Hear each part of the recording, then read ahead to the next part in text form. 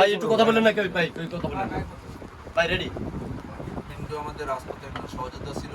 আমি যখন জাতীয়তাবাদী ছাত্রদল ঢাকা মহানগর সাধারণ সম্পাদক ছিলাম, অবিভক্ত ঢাকা মহানগর সাধারণ সম্পাদক ছিলাম, তখন কিন্তু সূত্রপুর থানা ছাত্র দলের সভাপতি ছিল। সেই 12-13 সালে কিন্তু সবার আগে মিছিল করে বলতো ভাই মিছিল করছি সকাল 7টার দিকে। এভাবে কিন্তু রাজপথের কতটুকু ডেলিগেট, কতটুকু বিশ্বস্ত কর্মী ছিল সেটা আমরা যারা তার সহযোদ্ধা ছিলাম তারা ছাড়া আর কেউ জানে। কতটুকু দলের ইমানি দায়িত্ব পালন করছিল, ইমানি দায়িত্ব এবং দেশপ্রেমিক দলের প্রতি আনুগত্যের কারণে সেই মাফিয়া ভোটচোর এই খুনের পোতা আমাদের এই হিন্দুকে তখন গুম করে আমরা আজও তাকে পাইনি। আমরা তার বিশ্বাসে আমরা একটু সন্ধান চাই।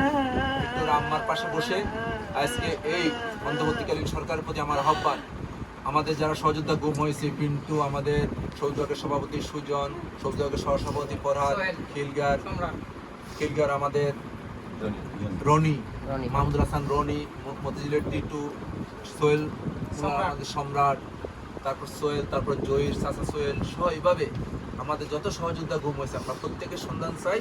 আমরা চাই একটা বিচার বিভাগীয় তত্ত্বের মাধ্যমে দ্রুত সময়ের মধ্যে তাদের পরিবারের কাছে তাদের সন্তানদেরকে ফিরিয়ে দেওয়া হোক। কোথায় আছে এটা আমরা জানতে চাই। তাই আমরা আল্লাহ রাব্বুল আলামিনের কাছে ফরিয়াদ, কিন্তু যেখানে থাকুক না কেন তাকে তিনি যেন সুস্থ রাখেন, অক্ষাত রাখেন এবং তার মায়ের কাছে যেন সে ফিরে আসতে পারে। এটাই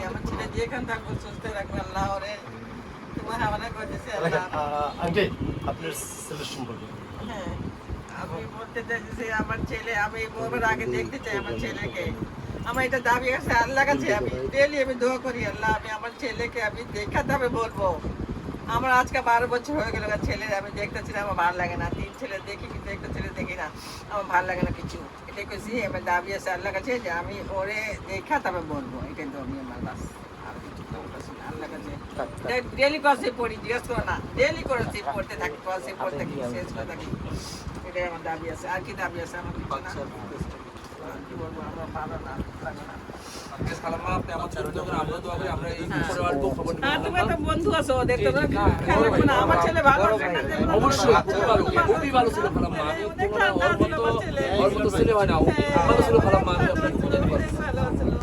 মাঝে মাঝে ওদের কথা মনে করে দেখালাম। রাতে